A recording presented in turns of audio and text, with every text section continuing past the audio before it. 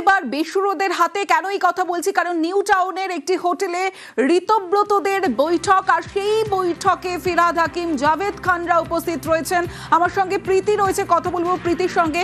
প্রীতি, এই বৈঠকে আর কারা কারা রয়েছেন? এবং আরো একটা প্রশ্ন আসছে যে আজই কি তাহলে প্রতীক দাবি করবেন বেসুরোরা? দেখো, এই মুহূর্তে আমরা দাঁড়িয়ে রয়েছে নিউ টাউনের ধারে এক পাঁচতারা হোটেলে।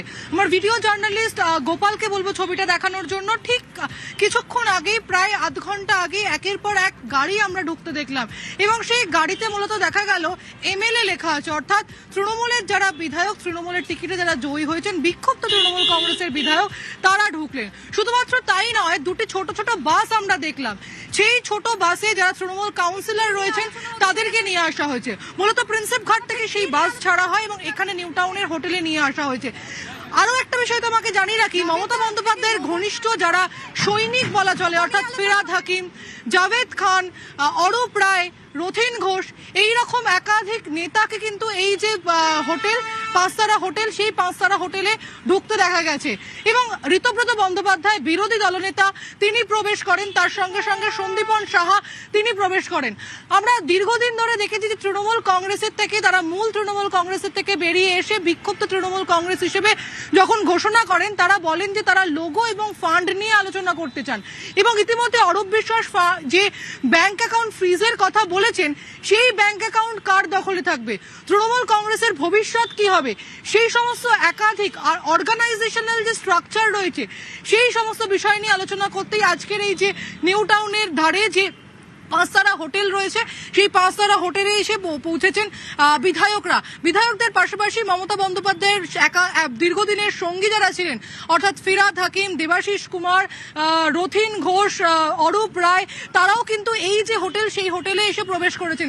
এবং তাদেরকে যখন একাধিকবার প্রশ্ন করা হয় যে আজকের এই বৈঠক, সেই বৈঠক কি নিয়ে, আপনারা কি লোগো নিয়ে আলোচনা করবেন, আপনারা কি ফান্ড নিয়ে আলোচনা করবেন, তারা কিন্তু সকলেই মূলত গাড়িতে কালো কাঁচ যেহেতু ব্যবহার করে, সেই কাঁচ তুলে দিয়ে ভিতরে ঢোকেন এবং হাত নাড়িয়ে একজনও তারা কিন্তু মুখ খোলেন, তারা কিন্তু বলেননি ঠিক কি কারণে মিটিং হচ্ছে।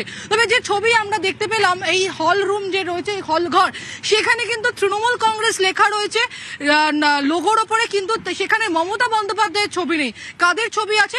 রবীন্দ্রনাথ ঠাকুরের ছবি আছে, কাজী নজরুল ইসলামের ছবি আছে, মমতা বন্দ্যোপাধ্যায়ের ছবি নেই। তাই স্বাভাবিকভাবেই বোঝা যায় যে তৃণমূল কংগ্রেসের যে ভবিষ্যৎ নিয়ে আমরা আলোচনা করছি, ঋতব্রত বন্দ্যোপাধ্যায় বিরোধী দলনেতা হওয়ার পর সেই বিষয়টা যখন আরো পোক্ত হয়, তখন কিন্তু তৃণমূল কংগ্রেসের কাউন্সিলর, আমরা জানি যে 6 মাসের মধ্যে পুরো ভোট করতে হবে, তৃণমূল কাউন্সিলররা তারা এখানে এসে পৌঁছেছেন, দুটি বাসে করে তারা এসে পৌঁছেছেন, সামনে পুরো ভোট রয়েছে। সেই সমস্ত একাধিক বিষয় যদি আমরা সামনে রাখি, তাহলে স্বাভাবিকভাবেই বোঝা যাবে যে তৃণমূল কংগ্রেসের যে ঋতব্রত বন্দ্যোপাধ্যায়ের লবি রয়েছে বা ঋতব্রত বন্দ্যোপাধ্যায়ের যে মডেল রয়েছে, সেই মডেলের পাল্লা কিন্তু এখনো পর্যন্ত ভারী। প্রীতি, আমরা যে ছবি দেখলাম এবং যে জল্পনা এই মুহূর্তে উঠে আসছে যে তৃণমূলই কি এবার বেসুরোদের হাতে প্রতীক দাবি করবেন বেসুরোরা, এই ফান্ড কোথায় যাবে, এই সমস্ত প্রশ্ন, এই সমস্ত জল্পনা যখন আসছে, তখন এই বৈঠক কতটা তাৎপর্যপূর্ণ? এবং আরো একটা বিষয় যেটা দেখলাম, যে যখন ঢুকছেন তারা, তুমি একাধিক প্রশ্ন করলে, কোনো উত্তর তারা দিলেন না। দাদা, ঠিক কি নিয়ে আলোচনা হতে চলেছে? দেখো, স্বাভাবিকভাবেই রাজনৈতিক প্রেক্ষাপটে দাঁড়িয়ে এই প্রশ্নটা অত্যন্ত গুরুত্বপূর্ণ প্রশ্ন, কারণ তৃণমূল কংগ্রেস কার দখলে থাকবে, কার পাল্লা ভারী থাকবে, সেটা কিন্তু সবসময় আমরা যেটা বলি যে রাজনীতি সবসময় ম্যান পাওয়ারের উপর ডিপেন্ড করে। যার দিকে ম্যান পাওয়ার বেশি, তাতেই রাজনৈতিক যে পাল্লা, সেই পাল্লা তার ভারী থাকে। এবং ঋতব্রত বন্দ্যোপাধ্যায়ের যে পাল্লা, তা অত্যন্ত ভারী, তা কিন্তু আমরা বুঝতে পারছি। কারণ ঋতব্রত বন্দ্যোপাধ্যায় যখন ঢুকলেন, তুমি যদি ছবি দেখো বুঝতে পারবে যে তার যে এক্সপ্রেশন, তা কিন্তু অত্যন্ত কনফিডেন্সের সঙ্গে তুমি ঢুকলেন। স্বাভাবিক হবেই না কেন? ফিরহাদ হাকিম তিনি প্রবেশ করেছেন, যাকে বলা হতো মমতা বন্দ্যোপাধ্যায় অত্যন্ত ঘনিষ্ঠ, এবং মমতা বন্দ্যোপাধ্যায় মুখ্যমন্ত্রী থাকাকালীন সেই সময় যদি 5 জনের নাম করা হতো, তাহলে ফিরহাদ হাকিম এই 1 থেকে 5-এর মধ্যে আসতেন। জাভেদ খান তিনি প্রবেশ করেছেন, অরূপ রায়, রথিন ঘোষ, এরকম একাধিক যে তৃণমূল নেতা যারা দীর্ঘদিন ধরে মমতা বন্দ্যোপাধ্যায়ের সঙ্গে ছিলেন, তারা হচ্ছে ঋতব্রত বন্দ্যোপাধ্যায়ের যে মিটিং, সেই মিটিংয়ে এসে প্রবেশ করেছেন। আরো একটা বিষয় তোমাকে জানিয়ে রাখি, শুধুমাত্র নতুন এমএলএ যারা বা নতুন বিধায়ক যারা তারা নন, তার পাশাপাশি কাউন্সিলররা তারা এসে এখানে উপস্থিত হয়েছেন। তুমি জানো যে ইতিমধ্যে যে পুরো বোর্ড রয়েছে কলকাতা শহরে তা ভেঙে দেওয়া হয়েছে। পুরো বোর্ড ভেঙে দেওয়ার পর এখন সব থেকে বড় বিষয় হচ্ছে 6 মাসের মধ্যে যে নির্বাচন, সেই নির্বাচন করতে হবে। নির্বাচনের সঙ্গে থাকো এই মুহূর্তে বিজেপি বিধায়ক সজল ঘোষ আমাদের সঙ্গে রয়েছেন। সজলদা, নিউ টাউনের এক হোটেলে ঋতব্রত বন্দ্যোপাধ্যায়ের বৈঠক, যেখানে ফিরহাদ হাকিম, জাভেদ খান, দেবাশিস কুমার, এখানেই জল্পনা যে তাহলে কি প্রতীক দাবি করবেন বা ফান্ড কোথায় যাবে? বেসুরোদের হাতেই তৃণমূল, আপনার প্রতিক্রিয়া? দেখুন, আমি জানি হোটেলে ওদের একটা মিটিং চলছে, 70 জনের কাছাকাছি ওখানে কাউন্সিলর আছেন বা বিদায়ী কাউন্সিলর আছেন। এটাও জানি যে ওখানে সম্ভবত বোধহয় ববি হাকিমও আছেন। এখন বিষয়টা যেটা হচ্ছে যে এখন ওরা কোন তৃণমূলে যাবে, ওরা জোড়া ফুলের তৃণমূলে যাবে না জিব্বার করা তৃণমূলে যাবে, পয়লাচোর তৃণমূলে যাবে না ঋতব্রত তৃণমূলে যাবে, সেটা ওদের সিদ্ধান্ত। মানুষ ঐক্যবদ্ধ তৃণমূলকে পগার পার করে দিয়েছে, মানুষ ঐক্যবদ্ধ তৃণমূলকে পগার পার করে দিয়েছে। হ্যাঁ, এরা কলকাতা কর্পোরেশনে যাই মিটিং করুক, এরা আগামী নির্বাচনে কেউ জিতে আসতে পারবে না। এরা আগামী নির্বাচনে কলকাতা পুরসভায় কেউই জিতে আসতে পারবে না। অতএব ওরা কোথায় গেল, কাদের সাথে মিটিং করলো না করলো, এটা খুব একটা ইমেটেরিয়াল প্রচুর নয়। এরা নির্বাচনে এমনিই হারবে।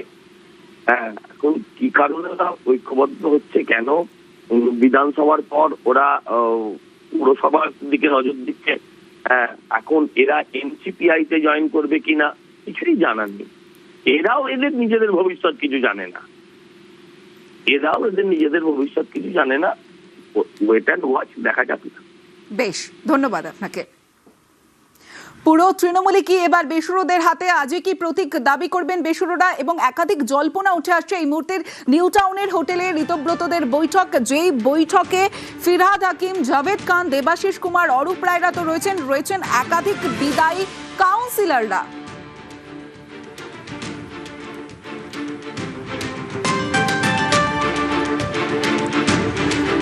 প্রীতি রয়েছে আমার সঙ্গে, প্রীতির সঙ্গে কথা বলবো। প্রীতি, বিজেপি বিধায়ক সজল ঘোষের সঙ্গে যখন আমরা কথা বলছি তখন তারা বলছেন যে তারা জানেন এই বৈঠক হচ্ছে, এই বৈঠকে কারা কারা রয়েছেন সেটাও জানেন, এবং তারা বলছেন, অর্থাৎ বিজেপির তরফে বলা হচ্ছে যে ওয়েট অ্যান্ড ওয়াচ, তারা কেউই জিতে আসতে পারবেন না পরের ভোটে।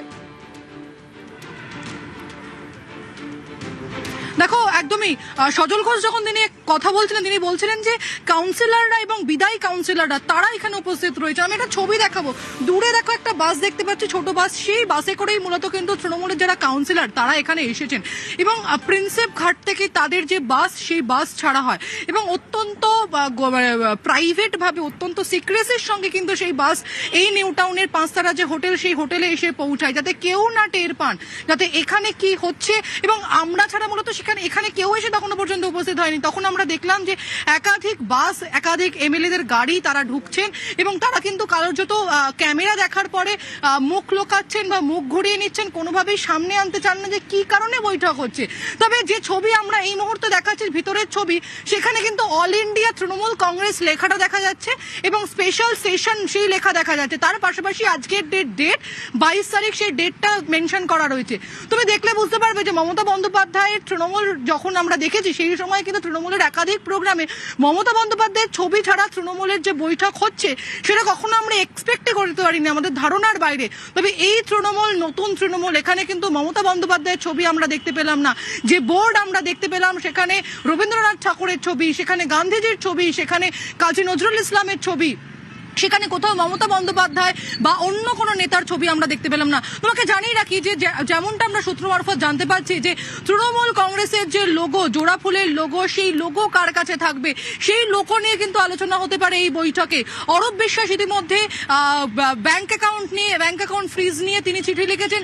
সেই ব্যাংক অ্যাকাউন্টের ফান্ডিং কার কাছে যাবে, কোন তৃণমূলের কাছে যাবে। এবং রাজনৈতিক ক্ষেত্রে আমরা বারবার বলে থাকি যে রাজনীতিতে যার পাল্লা ভারী তা বোঝা যায় ম্যান পাওয়ারের উপর।